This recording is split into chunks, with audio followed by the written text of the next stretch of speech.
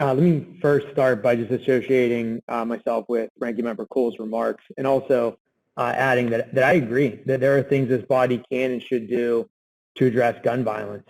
One idea is the MVP Act, which would create a fusion center at the FBI to help local, state, and also federal law enforcement share processes, share intelligence, and more effectively respond to potential instances of mass violence. With that said, I'm concerned that the bill before us, I'm speaking of HR 8 right now in specific, in terms of specifics, HR 8 does nothing to stop criminals from breaking the law. In fact, all it does is it really just penalizes law-abiding citizens who are simply exercising their constitutional rights. So I don't think that we should pass legislation just because it feels good. We should do it because it actually makes a difference. With that, Chairman Nadler, thinking back to all the high-profile shootings, Sandy Hook, the church in Charleston, the Pulse nightclub, the Las Vegas shooting of 2017, the shooting at Marjorie Stoneman Douglas High School, would HR 8 have prevented any of these high-profile mass shootings? Well, Mr. Reschenthaler, it's not about mass shootings only. It's about shootings we have every day. And these bills would go a long way. You can't say they prevent them all, obviously, but HR 8 and HR 46 together would go a long way toward reducing the number of people killed by gun violence.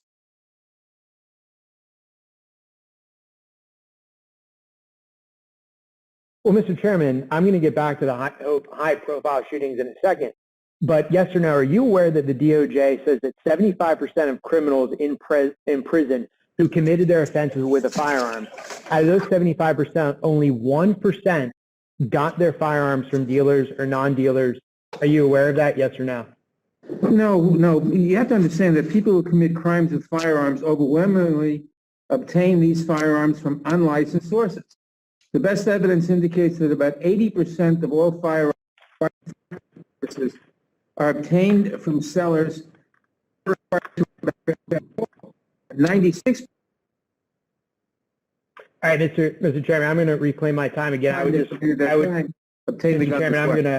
reclaim my time, but again, I'm just going to refer you again to the DOJ stat that says that 1% of criminals who commit firearm crimes or crimes with firearms, only 1% got those guns from dealers. That's the stats in the DOJ. So right now we're addressing 1% of those crimes you referenced. Albeit, I'm against those crimes, but we're talking about 1%. Now, going back to the high-profile shooting, yes or no, are you aware that the shooter at Sandy Hook murdered his mother and stole his mother's guns? Are you aware of that, yes or no? No. Okay. That's what happened. Would HR 8, yes or no, would HR 8 have prevented that shooter from killing his mother and stealing her guns? Well, you can't say that HR 8 would prevent every single... okay, reclaiming my time. So that reclaiming my time, the answer is no. Are you aware that the shooter in Charleston purchased firearms legally from an FFL and also passed a NICS background check, yes or no? Yes, but the reason for the bill is that the FBI doesn't have the time enough to perform the background checks. All right, reclaiming my time. So HR 8 specifically would have done nothing to address that shooting. I'm again referencing HR 8. Okay, right, because again, we've already established that he purchased the gun from an FFL and he passed a NICS background check. So again, HR 8 alone would have done nothing. We have not established that he passed the NICS background check, because the fact of the matter is that the FBI requires a certain amount of time to conduct the background check, very often doesn't have it, and all HR 8 does, or HR 1446, is extend the time periods that the FBI can complete the background check, and that. So, Mr. Nadler, I'm going to reclaim, Chairman Nadler, I'm reclaiming my time just so you know, for education. The shooter at Charleston actually did pass the background check. There was administrative error. I will give you that. There's administrative error, but again, HR 8 alone would have done nothing to prevent that. Are you aware that the shooter at the Pulse nightclub, are you aware that he legally purchased those firearms and he also passed NICS? Yes or no? No.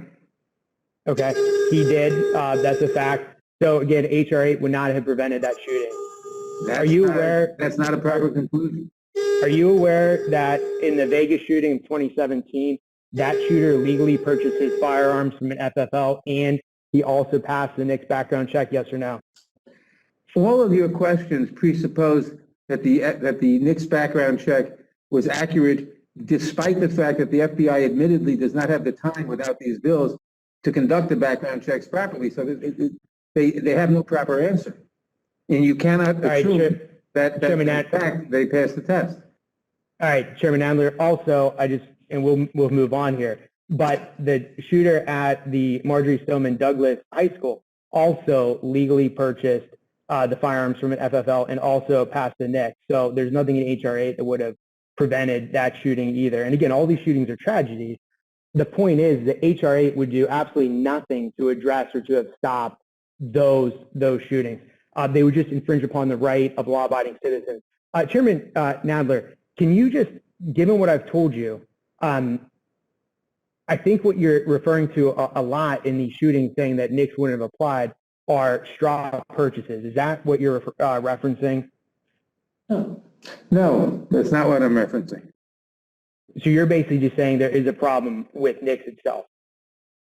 There is a problem with an insufficient time period for NICS because the FBI can't do the job and properly certify NICS in most cases without the proper time, and that's what HR 1446 is going to address. Right, exactly. And we'll talk about 1446, but HR 8 does not talk about that. Well, actually, HR 8, no, it doesn't. It's HR 1446. Right, it's 1446, not HR 8. All right, Chairman, I was concerned last Congress when we were bringing this up, specifically, I'm talking about HR 8 now. I was concerned specifically there was no cap on the cost of a mandated background check. So failing to control or to cap this cost represents what really is an unfunded mandate on private citizens wishing to lawfully exercise their constitutional rights. Chairman, why did the majority choose not to cap the cost of a background check? Because the cost is up to the market. As a good Republican, you ought to understand that the market rules.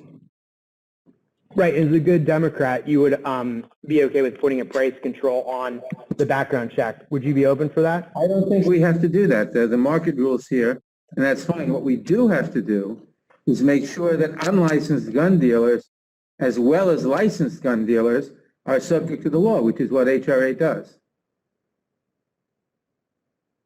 So right now, if you obtain, whether through purchase or gift or whatever, but if you obtain a gun from a licensed gun dealer, you must go through the NICS system.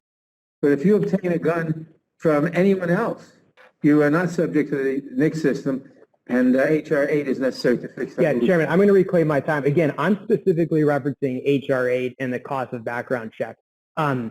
I just think there should be a cap. Your party has already been okay having a cap, even though there's free market principles at work. We can go back to the minimum wage discussion. I don't want to go down that road, but it's weird that now you're talking free market when for the last several arguments you've completely abandoned free market principle arguments. Chairman Adler, I'm also very concerned about having a national gun registry, which I personally view, and so do my constituents, as the first step to gun confiscation. Are you aware that the Obama DOJ concluded that universal background checks are unworkable without a gun registration? Yet HR 8 specifically prohibits this, and I'd refer you to page 5, lines 18 and 9. Chairman Adler, why can I get you to promise me that you will not come back in here at some point and push for a national gun registry? No, not at all. We will not do that. We will not. But you do know that Obama DOJ said that if you want universal background checks, you need a federal registry, right? No, you're misinterpreting what they said. I can read you the quote at a later time, but that's exactly what they said. So if we pass this bill, we'll be back here passing a national gun registry.